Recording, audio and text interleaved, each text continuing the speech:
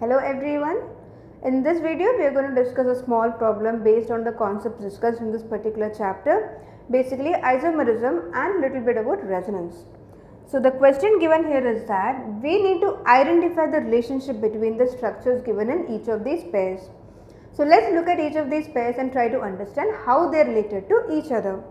So in the first set you have a carbonyl functional group and you can see that the position of functional group has changed from this structure to this structure, that here the position is at C3 carbon atom, while in this particular structure the position of carbonyl group is at C2 carbon atom, and we know that by the rules of IUPAC nomenclature. So you can see that this is simply nothing but position isomerism where the functional group C double bond O has shifted in its position. So this is a classic example of position isomerism. Now if you look at the second case, that is second set, you have two alkanes here, and if you look at it closely you can see that the alkanes are nothing but isomers of each other.